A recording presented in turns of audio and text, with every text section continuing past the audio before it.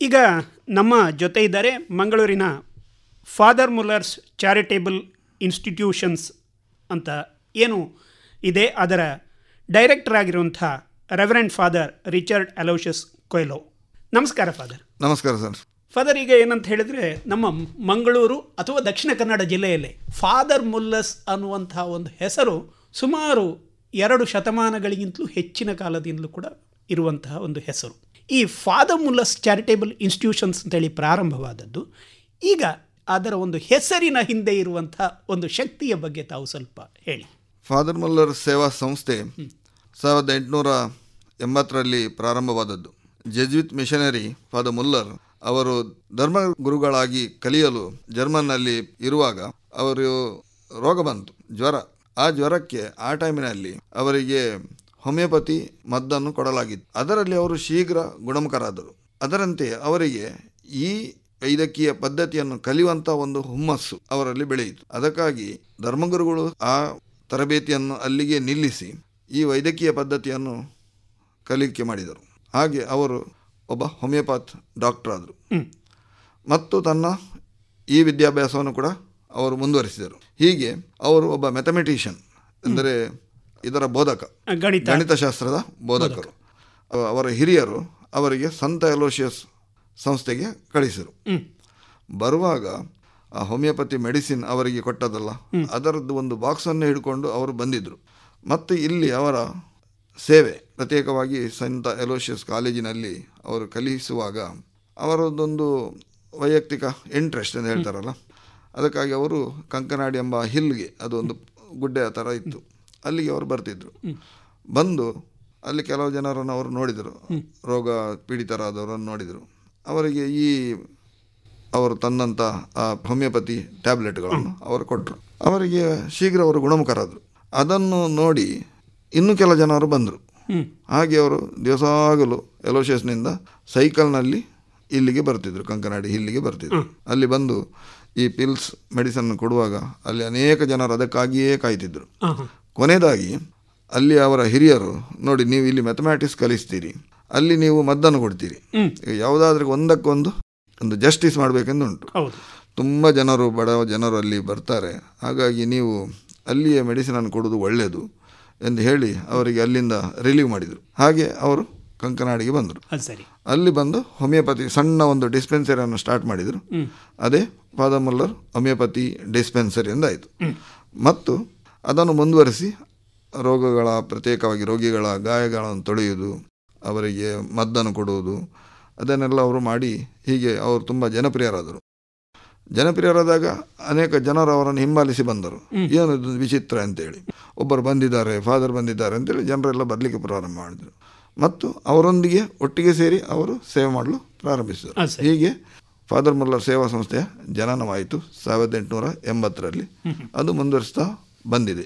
ಈಗ father Muller's ಸೇವಾ ಸಂಸ್ಥೆ ಅನ್ನುವಂಥದ್ದು ಬಹಳ ದೊಡ್ಡದಾದಂತಹ ಒಂದು ಸಂಸ್ಥೆಯಾಗಿ ಬೆಳೆದಿದೆ. ಈ ಬೆಳವಣಿಗೆಯ ಬಗ್ಗೆ ಮಾತಾಡುವುದಿದ್ರೆ ಅಲ್ಲಿಂದ ಮುಂದೆ ಹೇಗೆ ಇದು ಬೆಳೆಯಿತು? ಹೌದು, ಒಂದು ಹೋಮಿಯೋಪತಿ ಡಿಸ್ಪೆನ್ಸರಿಯಿಂದ ಅಲೋಪತಿ ಆಸ್ಪತ್ರೆ ಆಗುವಂಥ ಒಂದು ಸಂದರ್ಭ ಅದು. ಒಂದು ಇಲ್ಲಿ ಕೊಲೆರಾ ಮತ್ತು ಸಿಡುಬು ದೊಡ್ಡ ದೊಡ್ಡ ರೋಗಗಳು ಬರುವಾಗ ಇವರ ಹೋಮಿಯೋಪತಿ ಪಿಲ್ಸ್ ಅಷ್ಟೊಂದು ವರ್ಕ್ ಆಗಲಿಲ್ಲ, ಅಂದರೆ ಅದಕ್ಕೆ ರೋಗಿಗಳು ಸ್ಪಂದಿಸಲಿಲ್ಲ. ಅದಕ್ಕಾಗಿ ಒಬ್ಬರು ಲಾರೆನ್ಸ್ ಎಂಬ ವ್ಯಕ್ತಿ ಇದ್ದರು, ಅವರೊಂದಿಗೆ ಸೇವೆ ಕೊಡುವಂಥವ್ರು. ಅವರಿಗೆ ಮುಂಬೈಗೆ ಕಳಿಸಿದರು. ಮುಂಬೈಗೆ ಕಳಿಸಿ ಅಲ್ಲಿ ಬೊಂಬಾಯಲ್ಲಿ ಅಲೋಪತಿ ಮೆಡಿಸಿನನ್ನು ನೀವು ಕಲಿತು ಹಿಂದೆ ಬರಬೇಕಂತೇಳಿ. ಹಾಗೆ ಅವರು ಅಲ್ಲಿ MBBS ಪದವಿಯನ್ನು ಪಡೆದು ಇಲ್ಲಿ ವಾಪಸ್ ಬಂದರು. ಇಲ್ಲಿ ಬಂದಾಗ ಅಲೋಪತಿಯೇ ಕೂಡ ಒಟ್ಟೊಟ್ಟಿಗೆ ಮುಂದುವರಿಸ್ತಾ ಹೋಯಿತು. ಹಾಗೆ ನಾವು ಹೋಮಿಯೋಪತಿ ಮತ್ತು ಅಲೋಪತಿ ಎರಡೂ ವೈದ್ಯಕೀಯ ಪದ್ಧತಿಗಳು ಮುಂದುವರಿಸ್ತಾ ಬಂದವು. ಈಗ ಮೊದಲಿಗೆ ಒಂದು ಡಿಸ್ಪೆನ್ಸರಿಯಾಗಿ ಪ್ರಾರಂಭ ಆಯಿತು, ಅಥವಾ ಒಂದು ಚಿಕ್ಕ ಶಾಪ್ ಆಗಿತ್ತು. ಹೌದು.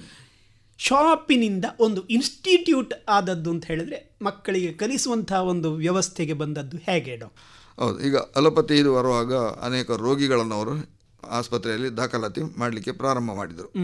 ಆ ಸಂದರ್ಭದಲ್ಲಿ ಆ ರೋಗಿಗಳ ಸೇವೆ ಮಾಡಲು ದಾದಿಗಳು ಬೇಕು. ಹೌದು, ಅದು ನಮ್ಮಲ್ಲಿಲ್ಲ. ಕೇವಲ ಒಂದೇ ಒಂದು ಕರ್ನಾಟಕದಲ್ಲಿ ಇರುವಂತಹದ್ದು ದಾದಿಗಳ ಇದು, ಅದು ಬೆಂಗಳೂರಿನಲ್ಲಿ ಇರುವಂತಹದ್ದು ವಿಕ್ಟೋರಿಯಾ ಹಾಸ್ಪಿಟಲ್. ಹಾಗೆ 1959ರಲ್ಲಿ school of nursing, father Muller school of nursing ಅದನ್ನು ಪ್ರಾರಂಭಿಸಿದರು. ಅವರು ತೀರಿ ಹೋಗಿದ್ದಾರೆ 1910ರಲ್ಲಿ. ಆದರೆ ಬಂದಂತಹ ಅವರ ಹಿಂಬಾಲಕರು ಅದನ್ನು ಮುಂದುವರಿಸಿಕೊಂಡು ಹೋದರು. ಈಗ ಒಂದು ಶುಶ್ರೂಷಾ ಶಾಲೆ ಅಥವಾ ಸ್ಕೂಲ್ ಆಫ್ ನರ್ಸಿಂಗ್ ಅನ್ನು ಪ್ರಾರಂಭಿಸಿದರು.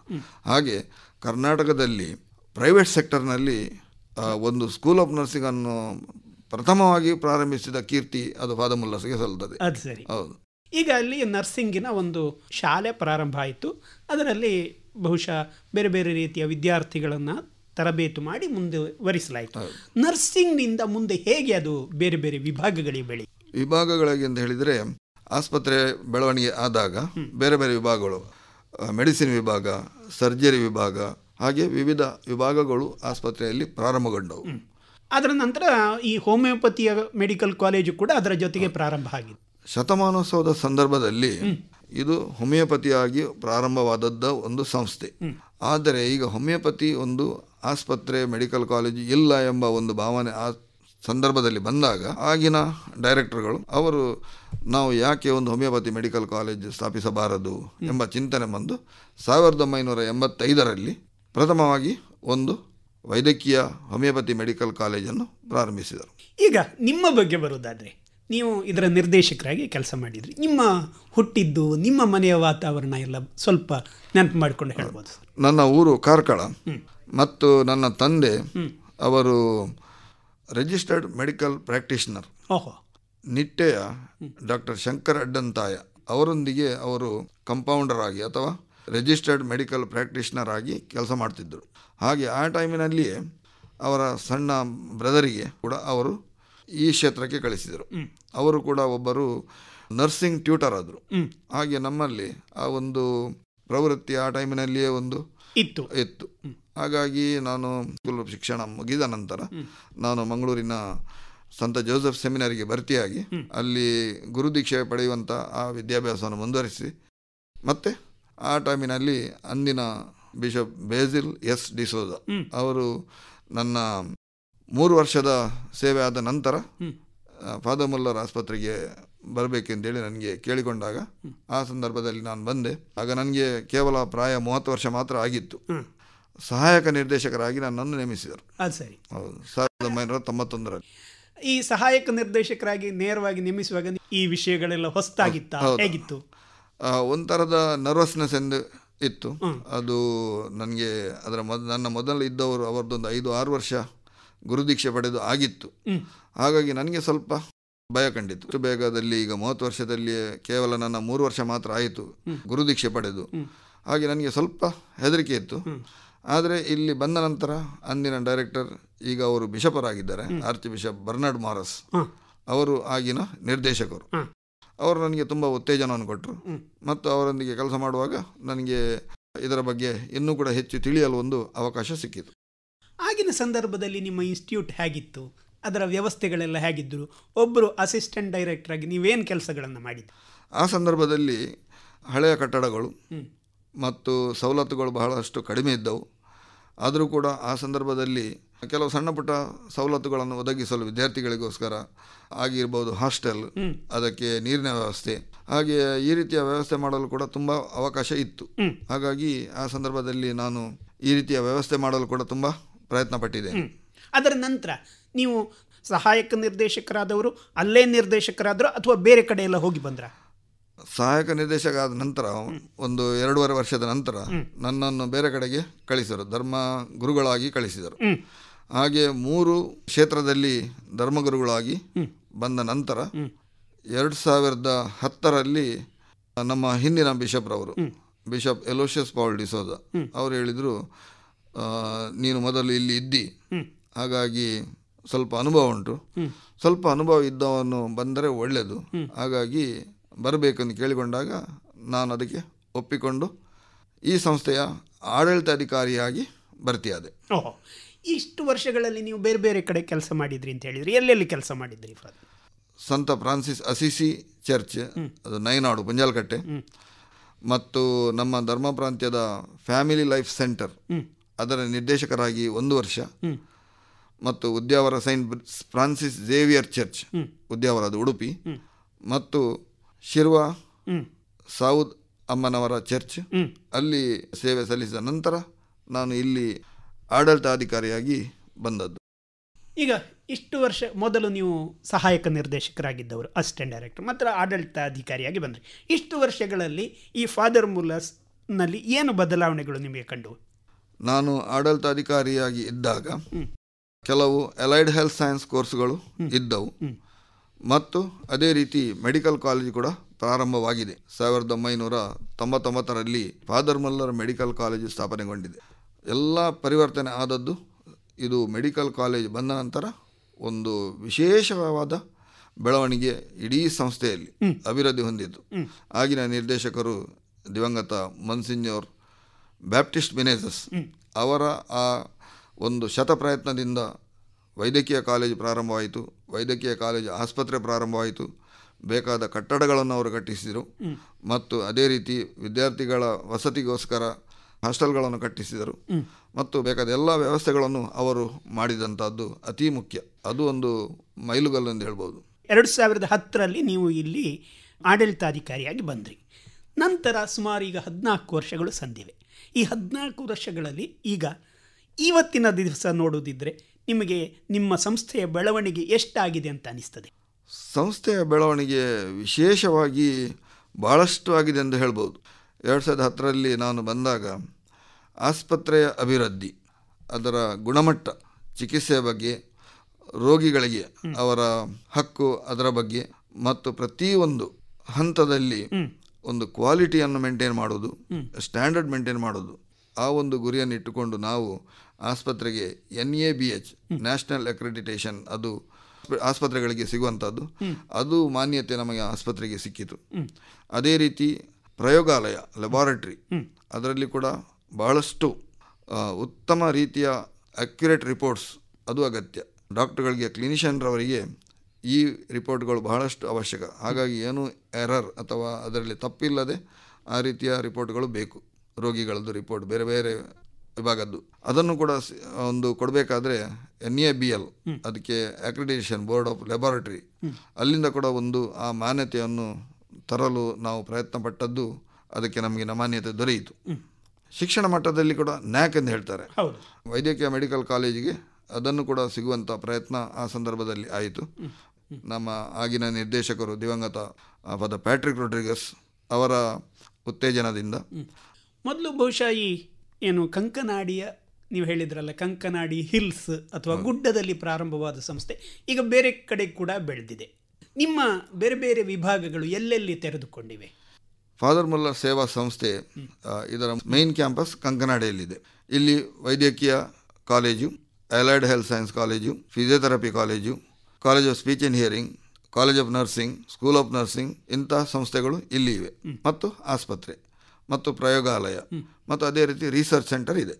ಮತ್ತು ಹೋಮಿಯೋಪತಿ ಮೆಡಿಕಲ್ ಕಾಲೇಜು 2005ರಲ್ಲಿ ಇಡೀ ಕಾಲೇಜು ಮತ್ತು ಫಾರ್ಮಸಿ ವಿಭಾಗ ಅದು ಸ್ಥಳಾಂತರಗೊಂಡಿತು. ದೇರಳಕಟ್ಟೆ ಒಂದು ವಿಶಾಲವಾದ ಕ್ಯಾಂಪಸ್ಗೆ ಅದು ಸ್ಥಳಾಂತರಗೊಂಡಿತು. ಈಗ ಸಾಧಾರಣ 20 ವರ್ಷ ಆಯಿತು.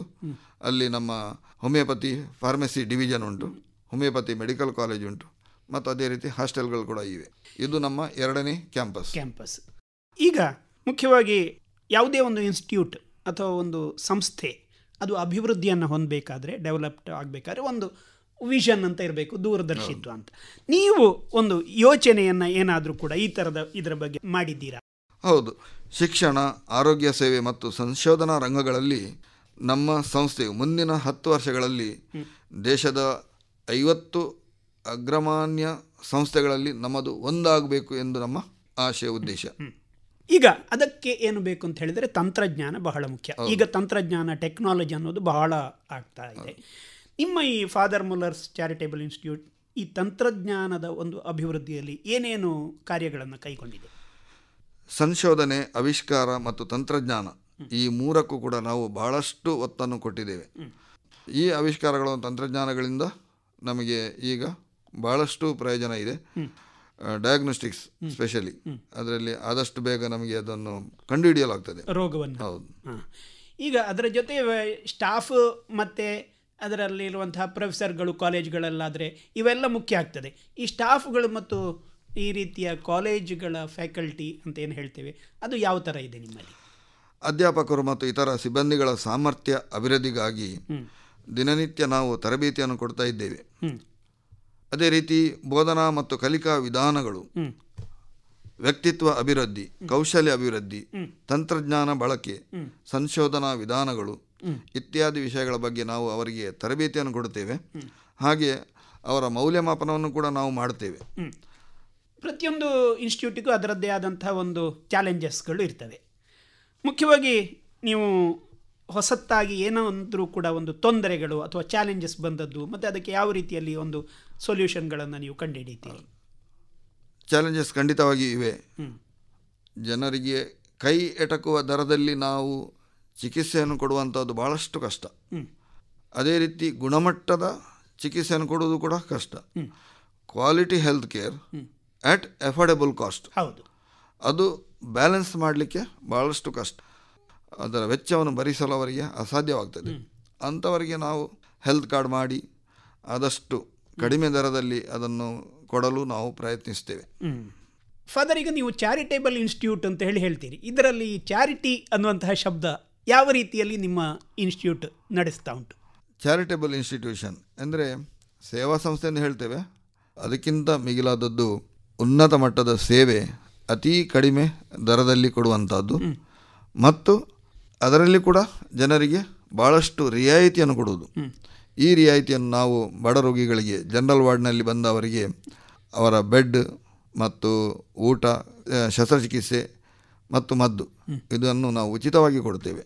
ಹಾಗಾಗಿ ನಾವು ಕಳೆದ ವರ್ಷ 23-24 ವರ್ಷದಲ್ಲಿ ನಾವು ಒಟ್ಟಿಗೆ ಕೊಟ್ಟಂಥ ಚಾರಿಟಿ ಅಂದರೆ ಅದು 102 ಕೋಟಿಗೆ ಮಿಕ್ಕಿದೆ. ಸರಿ. ಇದರ ಜೊತೆ ನೀವೇನಾದರೂ ಕೂಡ ಈ ರೀತಿಯಲ್ಲಿ ಜನರನ್ನು ತಲುಪುವಂತೆ ಬೇರೆ ಯಾವುದಾದ್ರೂ ಕೂಡ ರೀತಿಯಲ್ಲಿ ಅವರಿಗೆ ಪ್ರಯತ್ನಗಳನ್ನು ಪಟ್ಟಿದ್ದೀರಾ? ನಾವು ವಿಶೇಷವಾಗಿ ಪ್ರಾಥಮಿಕ ಆರೋಗ್ಯ ಕೇಂದ್ರ, ಆರೋಗ್ಯ ಶಿಬಿರ, ಉಚಿತ ಆರೋಗ್ಯ ಶಿಬಿರ ಮತ್ತು ಅದೇ ರೀತಿ ತರಬೇತಿ ಎಂದರೆ ರೋಗ ಬಂದ ನಂತರ ಅದಕ್ಕೆ ಚಿಕಿತ್ಸೆ ಕೊಡೋಕ್ಕಿಂತ ಮುನ್ನ ರೋಗಗಳು ಬಾರದಂತೆ ನಾವು ಪ್ರಯತ್ನಿಸುವಂಥದ್ದು ಮುಖ್ಯ. ಅದಕ್ಕಾಗಿ ಅದು ಒಂದು ಶಿಕ್ಷಣ, ಹಳ್ಳಿಗಳಲ್ಲಿ ಹೋಗಿ ಶಿಕ್ಷಣವನ್ನು ಕೊಡುವಂಥದ್ದು ನಮ್ಮ ಸಂಸ್ಥೆ ಮೆಡಿಕಲ್ ಕಾಲೇಜು ಮತ್ತು ನರ್ಸಿಂಗ್ ಕಾಲೇಜು ಅವರು ಅದನ್ನು ಕೊಡ್ತಾ ಬಂದಿದ್ದಾರೆ. ಹಾಗಾಗಿ ನಮ್ಮ ಸೇವೆ ಸಮಾಜದ ಜನರಿಗೂ ಕೂಡ ಈ ರೀತಿಯಲ್ಲಿ ಪ್ರಾಥಮಿಕ ಹಂತದಲ್ಲಿ ಕೊಡುವಂಥ ವ್ಯವಸ್ಥೆಗಳು ಇವೆ. ಅಂದರೆ ಎಲ್ಲ ಕಡೆಗೆ ಹೋಗಿ ಕೂಡ ನೀವು ಇದು ಮಾಡ್ತೀರಿ ಆಗಾಗ ಶಿಬಿರಗಳನ್ನು. ಇತ್ತೀಚೆಗೆ ನಮ್ಮ ಈ ವೈದ್ಯಕೀಯ ಕ್ಷೇತ್ರದಲ್ಲಿ ಒಂದು ಶಬ್ದ ಹೆಚ್ಚು ಬಳಕೆಯಲ್ಲಿರೋದು, ಅದು ಬಹುಶಃ ದುಡ್ಡಿನಿಂದಾಗಿರ್ಬೋದು. ಏನಂತ ಹೇಳಿದರೆ ಎಥಿಕಲ್ ಪ್ರಾಕ್ಟೀಸ್ ಅನ್ನುವಂಥದ್ದು. ಅಂತ ಹೇಳಿದರೆ ಆ ರೀತಿಯ ಒಂದು ಎಥಿಕಲ್ ವ್ಯಾಲ್ಯೂಸ್ ಅಂತ ಹೇಳಿ ನಾವೇನು ಕರಿತೀವಿ, ಅದನ್ನು ನೀವು ಡೆವಲಪ್ ಮಾಡಲಿಕ್ಕೆ ಏನಾದರೂ ಕೂಡ ಪ್ರಯತ್ನಗಳನ್ನು? ನಮ್ಮ ಸಂಸ್ಥೆ it is not for profit.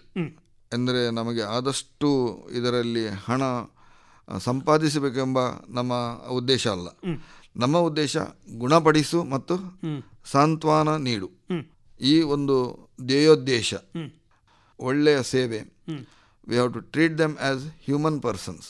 ಕೆಲವರು ನಮ್ಮ ಸಂಸ್ಥೆಗೆ ಬರುವಾಗ ಅವರು ಕಂಪ್ಲೀಟ್ ಗುಣವಾಗಿ ಹೋಗಬೇಕೆಂದು ಅದರ ಉದ್ದೇಶ ಅಲ್ಲ. ಅವರು ನಮಗೆ ಒಂದು ಪೀಸ್ಫುಲ್ ಡೆತ್, ಒಂದು ಅಂತ್ಯ, ಆ ರೀತಿಯ ಒಂದು ಪೀಸ್ಫುಲ್ ಡೆತ್ತಿಗೋಸ್ಕರ ಕೂಡ ಕೆಲವರು ಬರ್ತಾರೆ. ಹಾಗಾಗಿ ನಾವು ನಮ್ಮ ಉದ್ದೇಶ ಕ್ಲಿಯರ್ ಆಗಿ ಇಟ್ಟಿದ್ದೇವೆ. ಹಣ ಗಳಿಕೆ ನಮ್ಮ ಉದ್ದೇಶವಲ್ಲ. ನೈತಿಕತೆ, ethical practice, moral practice, that all ನಾವು ಅದಕ್ಕೆ ಭಾಳಷ್ಟು ಪ್ರಾಮುಖ್ಯತೆಯನ್ನು ಕೊಡ್ತೇವೆ. ಈಗ ಬೇರೆ ಬೇರೆ ವಿಭಾಗಗಳಿರ್ತವೆ. ನರ್ಸಿಂಗ್ ಒಂದಿದೆ, ಹೋಮಿಯೋಪತಿ ಇದೆ, ನಿಮ್ಮ MBBS ಅಥವಾ ನಮ್ಮ ಟ್ರೆಡಿಷನಲ್ ಇದು ಏನು ಅಲೋಪತಿ ಅಂತಿದೆ. ಇದರ ಬೇರೆ ಬೇರೆ ವಿಭಾಗಗಳ ಜೊತೆ ಅಲ್ಲಿಯೂ ಕೂಡ ವಿಭಾಗಗಳಲ್ಲೂ ಬೇರೆ ಬೇರೆ, ಒಂದೇ ಮೆಡಿಕಲ್ ಕಾಲೇಜಲ್ಲೂ ಬೇರೆ ಬೇರೆ ವಿಭಾಗಗಳಿವೆ.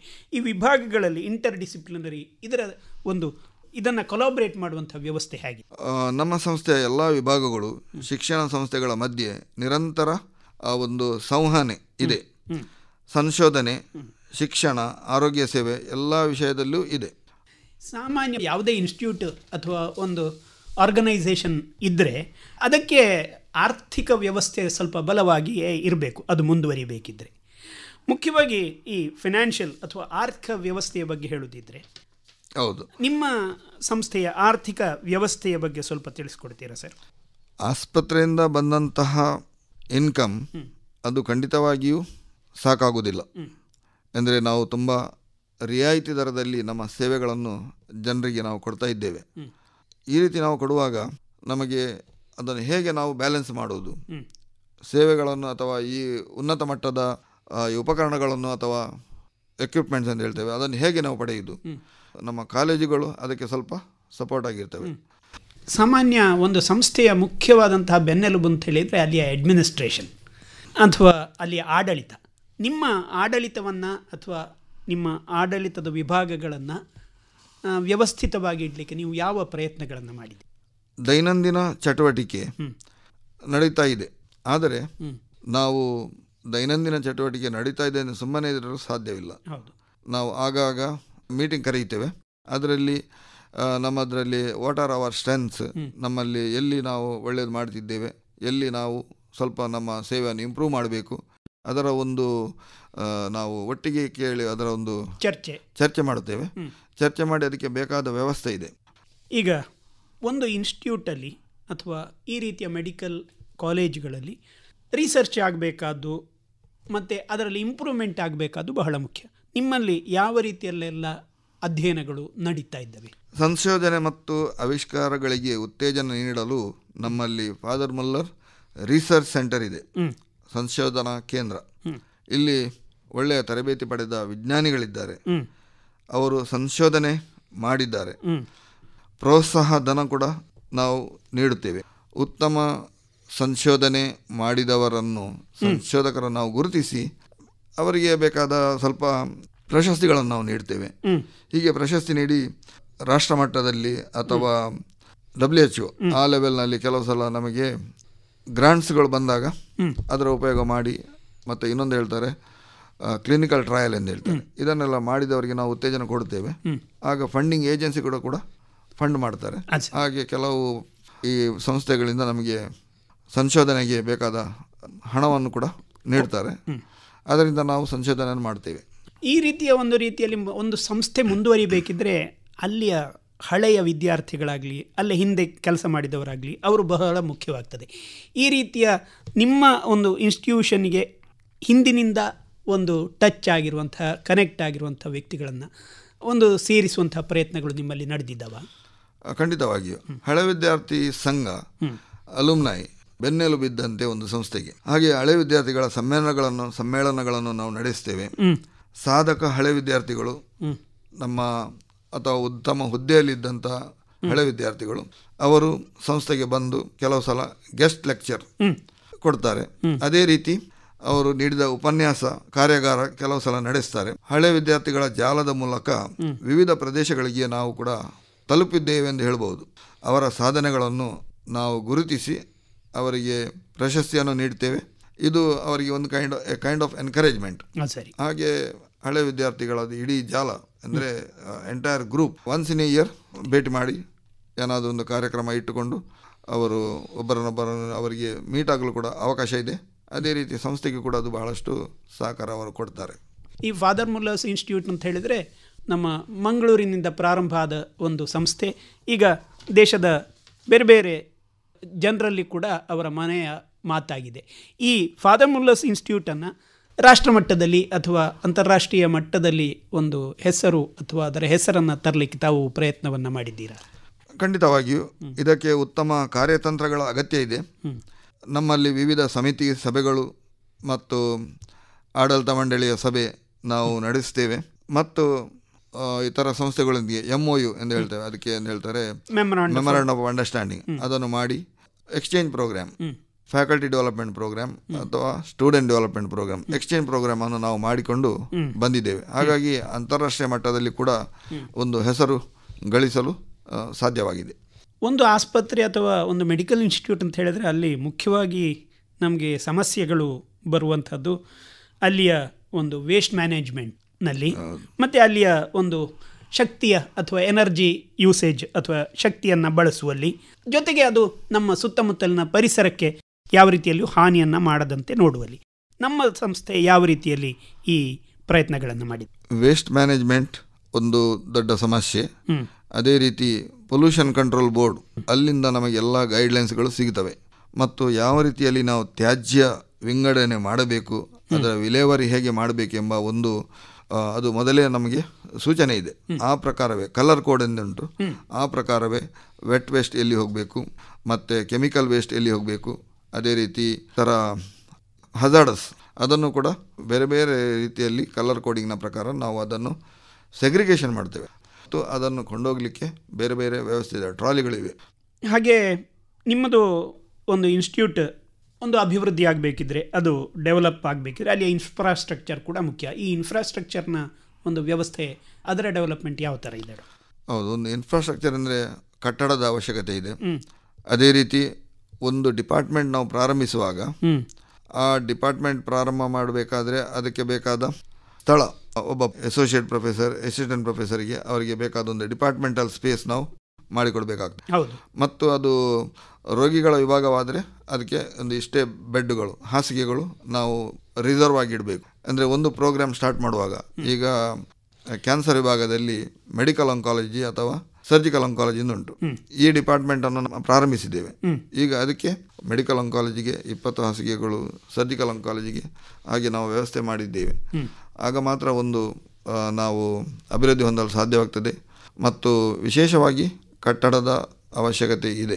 ಈಗ ಸಾಮಾನ್ಯವಾಗಿ ಒಂದು ಇನ್ಸ್ಟಿಟ್ಯೂಟ್ ಅಂತ ಹೇಳಿದರೆ, ಮೆಡಿಕಲ್ ಕಾಲೇಜ್ ಅಂದರೆ ಅಲ್ಲಿಯ ಮುಖ್ಯವಾದಂತಹ ಒಂದು ಜನರು ಅಂತ ಹೇಳಿದರೆ ಪೇಷಂಟ್ಸ್ ಅಥವಾ ರೋಗಿಗಳು. ಈ ರೋಗಿಗಳ ಬೇರೆ ಬೇರೆ ರೀತಿಯ ಒಂದು ವ್ಯವಸ್ಥೆಯನ್ನು ಮಾಡಲಿಕ್ಕೆ ನಿಮ್ಮ ಇನ್ಸ್ಟಿಟ್ಯೂಟ್ ಯಾವ ರೀತಿಯಲ್ಲಿ ಪ್ರಯತ್ನ ಪಡಿ? ನೋಡಿ, ಹಿರಿಯ ನಾಗರಿಕರಿಗೆ ಒಂದು ವ್ಯವಸ್ಥೆ ಇದೆ. ಮತ್ತು ಕೆಲವರಿಗೆ ನಡೆಯಲು ಅಸಾಧ್ಯವಾಗ್ತದೆ, ಅವರಿಗೆ ಕೊಂಡೋಗುವಂಥ ವ್ಯವಸ್ಥೆ ಇದೆ. ಮತ್ತು ಈಗ ಬಿಲ್ಲಿಂಗ್ ಕೌಂಟರ್ ಅಥವಾ ರಿಜಿಸ್ಟ್ರೇಷನ್ ಕೌಂಟರ್ ಅಲ್ಲಿ ಕೂಡ ಸ್ತ್ರೀಯರಿಗೆ ಒಂದು ವ್ಯವಸ್ಥೆ ಇದೆ, ಹಿರಿಯ ನಾಗರಿಕರಿಗೆ ವ್ಯವಸ್ಥೆ ಇದೆ, ಮತ್ತು ಜನರಲ್ ಪಬ್ಲಿಕ್ ಅವರು ಕೂಡ ನಿಲ್ಲುವಂಥ ವ್ಯವಸ್ಥೆ ಇದೆ, ಯಾವ ರೀತಿಯಲ್ಲಿ ಅವರು ಬರಬೇಕು ಅಂತೇಳಿ. ಅದೇ ರೀತಿ ಶೌಚಾಲಯಗಳು ಕೂಡ ಪುರುಷರಿಗೆ ಮತ್ತು ಸ್ತ್ರೀಯರಿಗೆ ಪ್ರತ್ಯೇಕವಾಗಿ ಎಲ್ಲ ವ್ಯವಸ್ಥೆಗಳು ನಾವು ಪ್ರತ್ಯೇಕವಾಗಿ ಮಾಡಬೇಕಾಗ್ತದೆ. ಅದು ನಮ್ಮ ಸಂಸ್ಥೆಯಲ್ಲಿ ಎಲ್ಲ ನಾವು ಮಾಡಿಕೊಂಡಿದ್ದೇವೆ. ಒಬ್ಬ ಡೈರೆಕ್ಟರ್ ಆಗಿ ನಿಮ್ಮ ಮುಂದಿನ ಯೋಜನೆಗಳು ಏನಿದೆ ಫಾದರ್? ಮುಂದಿನ ಯೋಜನೆ ವಿಶೇಷವಾಗಿ ಒಂದು ಸೂಪರ್ ಸ್ಪೆಷಾಲಿಟಿ ಹಾಸ್ಪಿಟಲ್, ಅದೇ ರೀತಿ ಒಂದು ಆಡಳಿತ ವರ್ಗಕ್ಕೆ ಬೇಕಾದಂಥ ಅಡ್ಮಿನಿಸ್ಟ್ರೇಟಿವ್ ಬ್ಲಾಕ್, ಮತ್ತು ಅದಕ್ಕಿಂತ ಮುಂಚೆ ಮೊದಲಾಗಿ ನಾವೊಂದು ನಮ್ಮ father Muller deem to be university ಆಗಬೇಕೆಂಬಂಥ ಒಂದು ನಾವು ದುರದೃಷ್ಟಿಯನ್ನು ಇಟ್ಟುಕೊಂಡಿದ್ದೇವೆ. ಅದಕ್ಕಾಗಿ ನಾವು ಈಗಾಗಲೇ UGCಯಲ್ಲಿ ಮತ್ತು ಯೂನಿವರ್ಸಿಟಿಯಲ್ಲಿ ನಮ್ಮ ಅಪ್ಲಿಕೇಶನನ್ನು ನಾವು ಫೈಲ್ ಮಾಡಿದ್ದೇವೆ. ಒಳ್ಳೆಯದು ಫಾದರ್. ಮುಖ್ಯವಾಗಿ ಬೇರೆ ಬೇರೆ ವಿಭಾಗಗಳಲ್ಲಿ ನಿಮ್ಮ ಒಂದು ಫಾದರ್ ಮುಲ್ಲರ್ಸ್ ಚಾರಿಟೇಬಲ್ ಇನ್ಸ್ಟಿಟ್ಯೂಟ್ ಪ್ರಯತ್ನ ಪಡ್ತಾ ಇದೆ. ಮುಖ್ಯವಾಗಿ ರೋಗಿಗಳ ಒಂದು ದೃಷ್ಟಿಯನ್ನು ಇಟ್ಟುಕೊಂಡು ಲಾಭವನ್ನು ಹೆಚ್ಚು ಮಾಡದ ರೀತಿಯಲ್ಲಿ, ರೋಗಿಗಳ ಸೆಂಟರ್ಡ್ ಅಂತ ಹೇಳ್ತೇವೆ ನಾವು, ಅವರನ್ನೇ ದೃಷ್ಟಿಯಲ್ಲಿ ಇಟ್ಟುಕೊಂಡು ಮಾಡ್ತಾ ಇರುವಂತಹ ಕೆಲಸ ಮುಂದುವರಿಲಿ. ನಿಮ್ಮ ಇನ್ಸ್ಟಿಟ್ಯೂಟ್ ಮುಂದಿನ ದಿನಗಳಲ್ಲಿ ನೀವೇನು ಯೋಚನೆ ಮಾಡಿದ್ದೀರೋ ಆ ರೀತಿಯಲ್ಲಿ ಒಂದು ಅಭಿವೃದ್ಧಿಯಾಗಲಿ ಅನ್ನುವ ಆಶಯದೊಂದಿಗೆ ಇಲ್ಲಿವರೆಗೆ ಬಂದು ಈ ಕಾರ್ಯಕ್ರಮದಲ್ಲಿ ಭಾಗವಹಿಸಿದ್ದಾರೆ.